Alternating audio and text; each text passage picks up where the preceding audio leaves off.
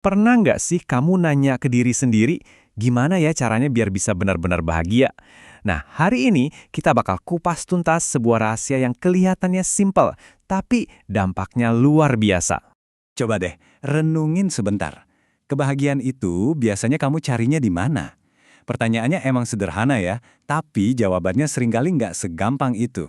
Kita semua kan pengen bahagia, tapi jangan-jangan selama ini kita nyarinya di tempat yang keliru. Oke, kita bahas ya. Masalahnya tuh gini, banyak dari kita tanpa sadar malah terjebak ngejar yang namanya kebahagiaan semu. Itu loh, kebahagiaan yang di permukaan kelihatannya oke, tapi sebenarnya rapuh banget dan nggak akan pernah bikin kita puas. Coba lihat deh, ini nih beberapa ukuran kebahagiaan yang umum banget di masyarakat. Punya harta banyak, dompet tebel, pasangan yang good looking, atau yang paling sering pengen banget jadi kayak orang lain. Inilah patokan-patokan dari luar yang kita kira bisa bikin kita bahagia. Jadi apa sih sebetulnya kebahagiaan semu itu? Ya intinya kebahagiaan yang kita bangun di atas fantasi.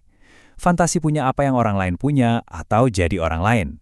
Yang bahaya, ini bikin kita lupa jadi diri sendiri dan lupa bersyukur sama apa yang udah kita punya sekarang. Dan kalau kita terus-terusan ngejar ini, kita bakal jatuh ke perangkap yang sakit banget, yaitu kebiasaan ngebanding-bandingin diri. Ini efek langsung dari nyari pengakuan di luar diri kita sendiri. Dengerin deh kutipan yang satu ini. Dalam banget. Ini curahan hati seseorang yang tersiksa karena terus-terusan ngebandingin dirinya, kemampuannya, semua hal tentang dia. Bayangin deh, penderitaannya itu nyata banget. Ujung-ujungnya dari semua perbandingan itu apa? Cuma satu perasaan ini, rasa nggak cukup.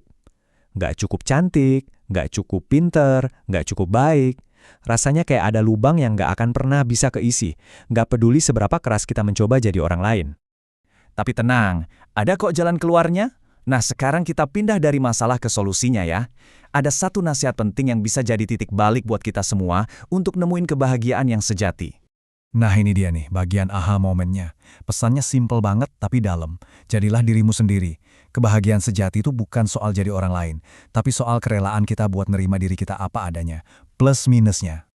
Oke, terus gimana cara mulainya? Gampang, ada 2 langkah awal yang bisa langsung kita coba. 1, sadar dan stop banding-bandingin diri. 2, lepasin obsesi buat jadi orang lain. 2 hal ini adalah langkah pertama buat ngambil alih lagi diri kita. Yuk, kita bedah lebih dalam lagi pesan utamanya. Jadilah dirimu sendiri. 3 kata ini kedengerannya klise, tapi ini adalah kunci buat bebas dari kebahagiaan yang palsu itu. Lihat perbandingannya deh, jelas banget kan? Di satu sisi kita bisa jadi kopian, tiruan, cuma jadi korban tren.